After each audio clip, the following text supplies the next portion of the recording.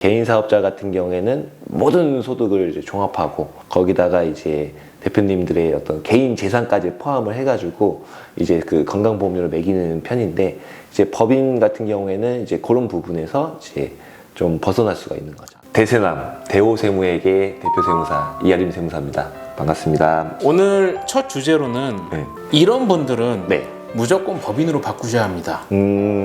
그래서 법인과 네네. 또 조만간 법인세 납부한다는 맞습니다. 거죠. 네, 네. 근데 대부분 법인이 12월 말 결산이거든요.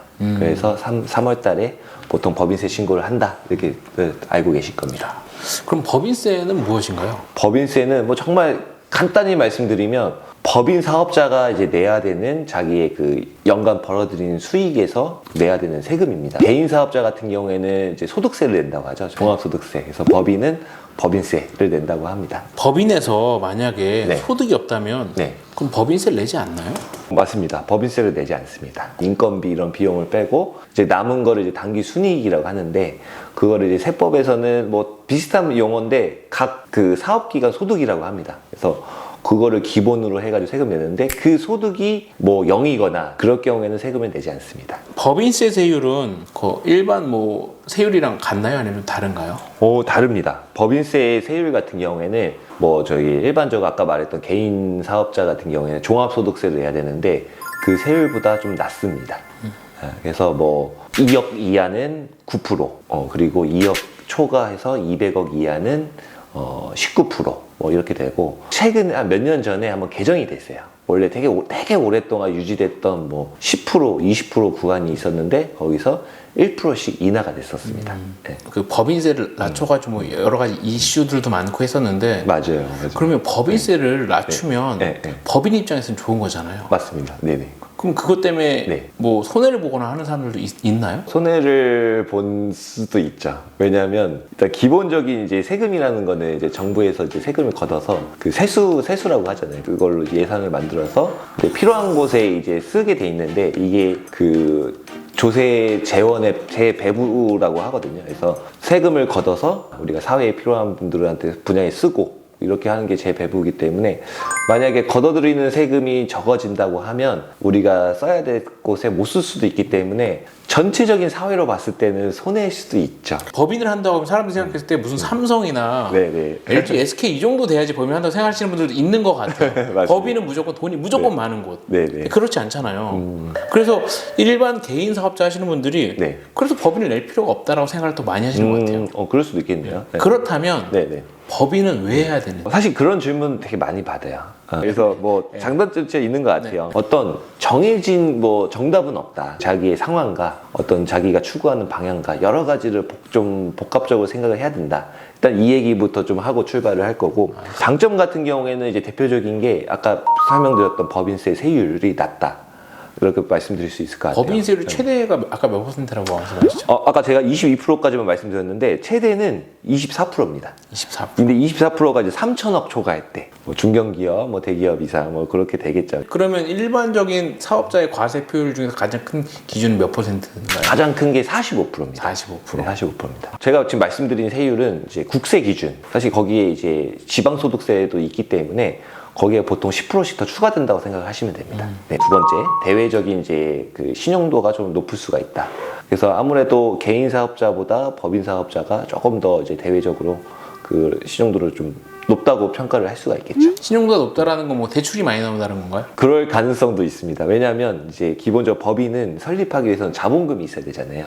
그리고 어떤 이제 그 재무제표라는 것도 있고, 물론 개인 사업자도 재무제표가 있지만 어쨌든 법인은 이제 의무적으로 재무제표가 만들어지고, 이런 여러 가지가 있을 때 대외적인 신용도가 이제 훨씬 높죠. 건강보험료적인 측면에서도 더 나을 수 있어요, 법인이. 개인 사업자 같은 경우에는 모든 소득을 이제 종합하고 거기다가 이제 대표님들의 어떤 개인 재산까지 포함을 해가지고 이제 그 건강보험료를 매기는 편인데, 이제 법인 같은 경우에는 이제 그런 부분에서 이제 좀 벗어날 수가 있는 거죠. 네. 그럼 단점으로는 어떤 게 있죠? 법인의 번 돈은 대표인 내 거하고 구분이 됩니다. 내가 100% 지분을 갖고 있다 하더라도 법인이 번 돈은 법인 거, 저하고는 사실은 엄격하게 구분이 돼야 됩니다. 내 회사인데 내 돈이 아니라고 뭐 이렇게 좀 생각이 들 수가 있는데, 나하고는 구분되는 엄격한 이제 법인이라는 따로 있기 때문에 이런 재산 또한 구분을 해야 되고, 내가 대표자라고 해도, 내가 최대 주주라고 해도 함부로 갖다 쓸 수는 없습니다. 그거를 이제 빼는 순간 저희가 흔히 이제 많이 듣죠, 뉴스에 배임, 횡령 뭐 이렇게 될 수가 있죠. 물론 내가 뭐 100% 지분을 갖고 있는 회사라고 하면 뭐 이거를 뭐 고발당할 뭐 여지는 적겠죠. 이런 점에서 처음에 개인 사업자를 오래 하시던 분들은 조금 불편하게 느낄 수도 있기 때문에 뭐 단점이라고 생각 들 수도 있지 않을까 싶습니다. 네. 그걸 그냥 가져가는 걸 배임 횡령 말고 어느 정도 쓰겠다는 거 가져가는 게 그 가지급금이죠. 맞습니다. 가지급금. 이제 반대 경우에는 가수금인데, 명분 없이 그냥 가져가면 가지급금이 되는 겁니다. 사업자에서 법인으로 바꿔야 할 사업자들이 있나요? 있습니다. 그러니까 아까 물어본 것처럼 바꿔야 되는데 어떤 분들이 좀 약간 이 바꿨을 때 가장 큰 이득을 보는지. 이제 세금적인 부분.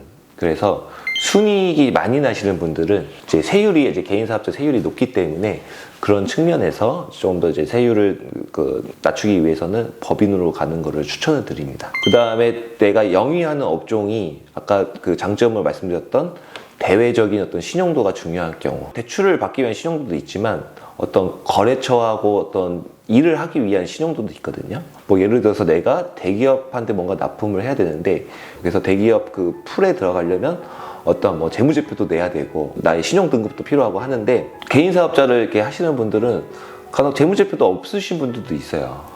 그런 분들은 좋은 기회가 와도 놓칠 수도 있는 거죠, 사실은. 네, 그래서 그런 분들한테는 미리미리 좀 법인으로 가는 거를 추천드리고, 아까 말했던 뭐 대외적인 부분이 뭐 투자적인 부분도 있고, 실제 제 거래처 사례인데 어떤 개발을 하는 회사인데 이제 이게 좀 잘 될 것 같이 보이니까 어떤 그 투자사들, 뭐 보통 VC라고 하죠. 그래서 이 투자사들도 함부로 투자를 할 수는 없거든요. 그렇기 위해서 제일 먼저 하는 게 재무제표 실사입니다. 그래서 이런적인 부분에서도 사실 개인 사업자는 투자라는 개념을 받기가 쉽지는 않기 때문에 뭐 이런 좀 업종을 영위하시는 분들은 좀 빠르게 법인으로 가시는 거를 좀 추천드립니다. 법인세를 좀 절세하는 방법을 좀 마지막으로 좀 말씀해 주면 좋을 것 같습니다. 절세라는 이제 개념 자체는 뭐 상당히 저는 중요하고, 그리고 좀 대표님들이 좀 많은 관심이 필요하다고 생각을 해요. 제 입장에서는 너무 기초적인 거라고 생각하지만 의외로 모르시는 경우도 많아요. 우선 첫 번째로 청첩장, 부고장 이런 거 뭐 많이들 받으시잖아요. 그런 경조사 증빙 같은 거를 잘 모아두시면 이게 건당 20만 원 한도로 비용 처리가 가능합니다. 그래서 뭐 대표님도 바쁘시다 보면 우리 거래처, 그러니까 법인하고 연관돼 있는 것도 불구하고 그냥 자기 돈을 그냥 내버리시고 그런 경우도 되게 많으시더라고요. 세무사한테 그 송부를 하면 저희 같은 경우에는 저희가 그 증빙 관리를 철저하게 해드리고 있습니다.